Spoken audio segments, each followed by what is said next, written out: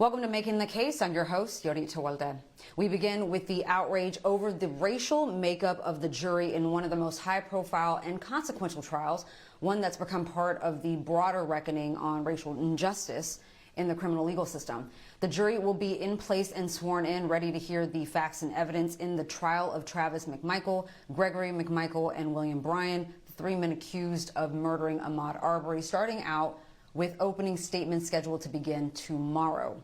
Yes, there are 11 white jurors and only one black juror serving on this 12-person jury for a trial taking place in a county made up of almost 70% whites. And yes, the judge admitted there was intentional discrimination used during the process of striking jurors, but still signed off on the final slate of jurors, and despite the objections made by the prosecution. BNC's Dre Clark has the latest. The attorney spent the day inside the courtroom discussing various motions as we are now preparing for opening statements to begin on Friday. Meanwhile, outside the courthouse, dozens of people gathered here on the lawn behind me, as they have done for the last 2.5 weeks. But today they were noticeably upset. They feel as if the racial makeup of this jury is wrong and unjust. From day one, if we don't get it, support for Ahmaud Arbery's family has been very visible and vocal. On the streets of Brunswick, Georgia, they march, black and white, young and old, united in their fight to get justice for Ahmaud. Come on. But now they're worried. The racial makeup of the jury that will determine the guilt or innocence of the three white men charged with murdering Arbery is, in their opinion, shameful. This was racial targeting of black jurors. It was racially disingenuous to lie and pretend that this was about anything but getting rid of black jurors. Wednesday, defense attorneys struck 8 black potential jurors from serving on the jury. The prosecution submitted a motion to have the 8 jurors reconsidered, but the judge denied the motion. In doing so, the judge acknowledged that intentional discrimination played a part in the removal of the black jurors. However, the judge also noted the defense was successful in showing that they struck the jurors for other non-discriminatory reasons. So the jury will stay as is, 11 white, 1 black, and 4 alternates. We ain't going for this. We're not going for this here. It's not normal for 3 white men to run a black kid down and gun down the street. And so they march and they pray for justice and the 16 jurors. No matter what they decide, it won't be an easy decision. Barbara Arnwine, who has been by Ahmaud Arbery's father's side throughout the jury selection process, told those people who were gathered here today to brace themselves for tomorrow for opening statements, because she says both the prosecution and defense will be showing parts of that video which shows the day Ahmaud Arbery was shot and killed. She said it's going to be hard, it's going to be difficult, and it's going to be emotional. So she's just telling everyone to keep calm and remain optimistic that when this is all over, it will end, she says, with 3 guilty convictions. In Brunswick, Georgia, I'm Dre Clark for Making the Case. I've got my legal panel of experts ready to discuss: criminal defense attorney and jury consultant Robert Swafford and criminal defense attorney Sue Ann Robinson. Great having both of you on tonight. We've got lots to cover, so let's get started. First, let me get your reaction to the news of an almost all-white jury and panel to stand in judgment, basically, of 3 white men accused of murdering a black man, a crime most believe, specifically federal prosecutors, was perpetrated because of racial animus. Robert, you first. Well, this is disturbing on more than one level. First of all, people make decisions on juries not based on how the world is, but how they perceive the world to be. And so if you've had life experiences as a black person in America, you're going to have a different point of view than someone who's never had those experiences. And so it is particularly disturbing that you would have such a case in which race is such a huge part to not have those experiences represented adequately within the jury room. And the second thing is that this county is not only 70% white as opposed to 30% black, this county is also 70% Trump. And so it's not just that you have white individuals on the jury. You have white individuals on the jury who very likely voted for someone who stoked his entire campaign based on racial animus and whipping up fear of black people. Sue Ann, your take. It's a racially imbalanced jury. Just the numbers are there. What it does do is it brings out and shows everyone the weaknesses in the mechanisms that are supposed to protect from this issue. Because the idea under a Batson challenge is that if a race neutral reason can be articulated, then you're fine. As long as you can give a reason why you're eliminating this person that has nothing to do with their race, you're good to go. You can say their shoes. You can say something they said. You can say you're concerned about a book they read. You can say anything. But Black people know that there's always pretext. There's something called microaggressions, and it's just beneath the surface. So just because the defense was able to articulate a race neutral reason doesn't mean that they weren't targeting jurors based on their race. So that's kind of what the judge was articulating, saying, acting like his hands are so tied because the defense met this very easy burden of articulating something that had nothing to do with race to get the jurors off. So my first initial reaction is, oh, this is not going to go well. It's not going to go over well. And it really shows the weaknesses in the mechanisms that are meant to protect against racial discrimination in jury selection. It shows that there is really nothing to protect, that Batson is not sufficient and we need something else. Well, Sue Ann, people are frustrated and discouraged, and rightfully so, but it's important that people keep perspective, right? Less emotional reaction and more of an understanding on how and why this happened. You posted that you, like most who want to see those responsible for Ahmaud's death held responsible, are no longer optimistic that this could happen. You say it's because of the judge's ruling to deny the state's challenge of the defense's striking methods. The judge, like you said, agreed that there was discrimination, but still went ahead and accepted the final slate of jurors. You feel he made the wrong call, but do you believe that he wanted to make clear that that something didn't smell right? But it's hard to actually prove that the defense are liars and that the reason that they provided wasn't the real reason, but the real reason was race. How could he have done that? This is why he claimed that his hands were tied. Go. Yeah, I think he absolutely could have done that because he could have gone down the reasoning. I think what he's doing is tying himself to the 30-year-old case law and saying, listen, they were able to meet that small hurdle. And even though everyone in this room is aware of what just happened, we're going to stick to the fact that they were able to articulate a race neutral reason and move on. You have to remember, this is a judge that's trying to keep this case moving. He's dealing with people complaining about how long the jury selection process has taken.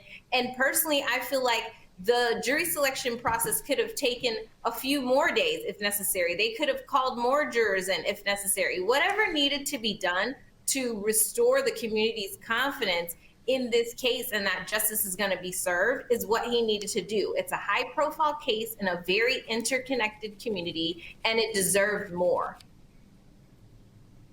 Robert, before I get your thoughts on the judge's decision, take a listen to his comments on the intentional discrimination he felt that the defense was displaying.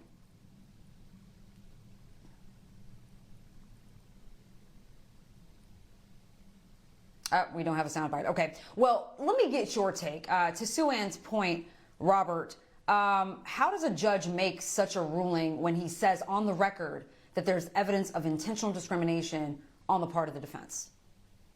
So frankly, that doesn't make sense to me, because I don't think it's just that you were able to come up with some race-neutral reason I think it's that you have to have a credible race-neutral reason. The judge actually has to believe the race-neutral reason. And also judges have enormous discretion and power how they operate their court, especially during jury selection. So if you think about it, in the Derek Chauvin case, you had 4 African Americans on the jury, right? In a very white county. So how did that happen? Well, I watched that jury selection, as I know that you did, and the judge was using a very firm hand to rehabilitate people, say, listen, I know that you don't think that this is right, but could you follow the law? Could you follow my instructions, even though you had protested against this?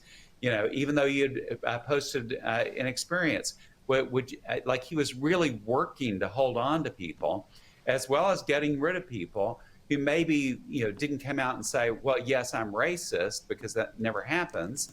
Well, I mean, maybe it happens some, but for the most part, you know, that's pretty hard to get somebody to actually say those words. But he was working to go ahead and let go of people who were inappropriate for the jury, and you saw the result.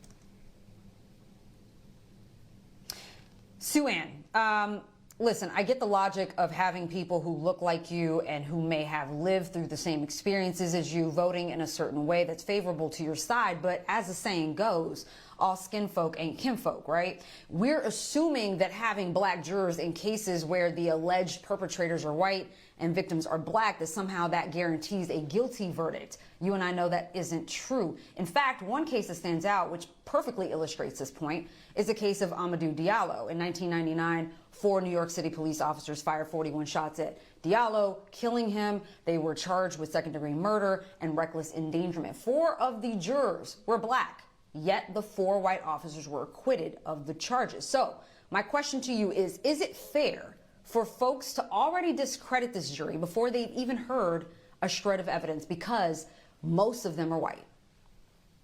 I think the reason why the jury is being discredited early is not because they're white necessarily. I think it's because of the process, because they do not accurately reflect the pool, because we know that race played a factor in the strikes. In fact, the defense used the majority of their strikes against black people. And I think that's what the issue is. And then I think in this community, they just do not feel comfortable putting this case in the hands of white men. They just don't, because they feel that the white men that are the defendants in this case, they're going to relate to them more and give them the benefit of the doubt that they probably don't deserve. And I think that's really the heart of the matter. That people are presupposing that because the jury panel is primarily white people, that they're going to, have an implicit bias for the defendants in this case. And you're absolutely right. All skin folk ain't kinfolk, and it's all about your perspective and your life experiences. But at the end of the day, in a high-profile case like this, the judge definitely is going to get a lot of scrutiny on the way he handled that ruling on the Batson challenge, especially because he said he believed that there was racial animus in the deselection process. All right, you two sit tight, because after the break, we go to that other high-profile trial happening in Kenosha, Wisconsin, that's drawing comparisons to the trial happening in Brunswick for more reasons than one. But we'll be getting into the controversy over that dismissed juror in the trial of Kyle Rittenhouse. So stay tuned. We go from the public outrage over the nearly all-white jury seated in the Georgia murder trial of 3 white men over the killing of Ahmaud Arbery, a black man, to the growing outrage over the latest developments coming out of Kenosha, Wisconsin, in the murder trial of Kyle Rittenhouse. He faces multiple charges in the shooting deaths of 2 protesters and injuring a 3rd during last summer's protests over the police-involved shooting of Jacob Blake, a black man who was shot 7 times while in his car. Like the jury just impaneled in Brunswick, the jury who will be deciding Rittenhouse's fate only has 1 person of color. But the outrage comes on the heels of the news concerning the judge's dismissal of one of those jurors over a joke he made about Jacob Blake's shooting. Here's the moment the judge dismissed that juror. One of the things that I have to do when I have to make judgments, I try to confine my judgment to the things I have to judge and not forming opinions about other people other than that. So I don't want to get into that. The point I'm making is that the public needs to be confident that this is a fair trial. And I think even at the very most, it was bad judgment to tell a joke of that nature. Okay, so that's okay. Thank you very much, sir. Still with me are my co-counsel for the night, Robert Swafford, also a jury consultant and criminal defense attorney Sue Ann Robinson. Sue Ann, you and I talked about this briefly earlier today. There's already a distrust among people of color of our criminal legal system, and understandably so, especially of the process of selecting a jury. Then this happens. More reason to question the process. Your reaction? This is a textbook example of what happens when you rush a voir dire. The judge was like, we're going to do this quickly. We're going to get to these opening statements. We're not going to drag this out. And I venture to even say in his mind, he was thinking, I'm not doing it for 11 days like they're doing in Brunswick. Like, he was insistent on rushing to the point where the voir dire consisted of questions where the jurors were just asked questions in a group and just raise their hand in, raise their hand, raise their hand in, raise their hand. Like, they didn't go in depth in the voir dire at all, or to the lengths that they should in such a very, very important high profile case. Again, a high profile case, interconnected community, where the outcome of this case is basically going to affect protesters everywhere. Because if he's found not guilty, that's going to give people the green light to show up at protests with guns and possibly shoot people and say, well, hey, it was in self-defense.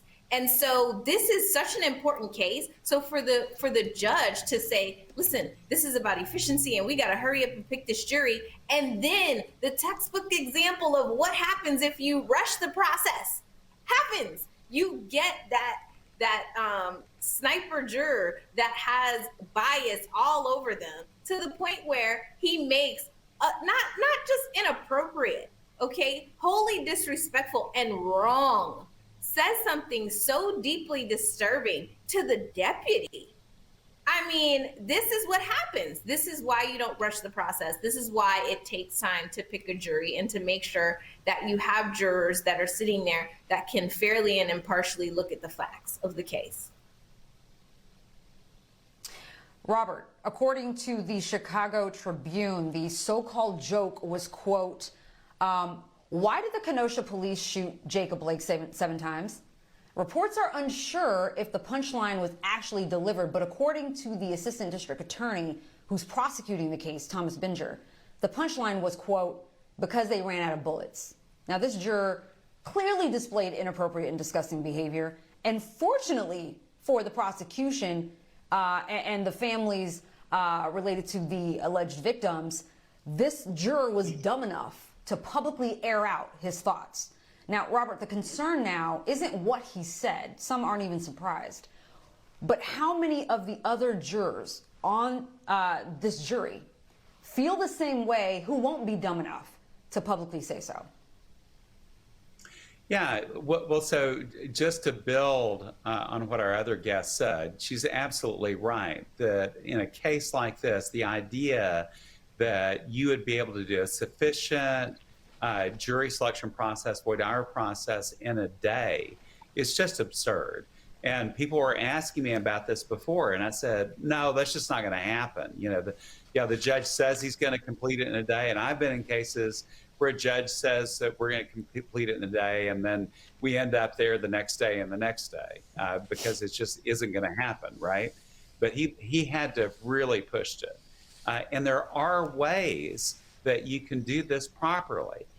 So in many of the high-profile cases that I've been involved in, we've done what are called supplemental written questionnaires, and that we send those out to the panel beforehand. And so we can ask questions like, have you ever posted things like Blue Lives Matter or All Lives Matter? Or on the other side, have you ever posted anything on social media like Black Lives Matter? And then we can go do a deep search, if you have this information beforehand, of the social media of the potential jurors and see whether or not they're telling the truth. Because my guess is that if you were able to dig in to this juror's social media accounts, then you would find that that's not the first inappropriate joke that he has shared. Okay, so Sue Ann, I've seen comments on social media. I've seen the comments about how there needs to be more black people in the jury pool. That comment really irritates me for more than one reason. And you tell me if you've experienced the same. But I have had people call me to ask me how to get out of jury duty. And I'm talking about my black friends.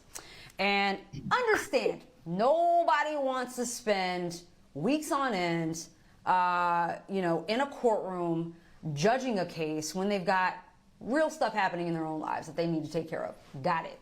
But when you choose not to go to jury duty, and then choose to be outraged by the headline that you saw online about, one black person being on a jury, there seems to be a lack of awareness in terms of how, that individual is contributing to the problem.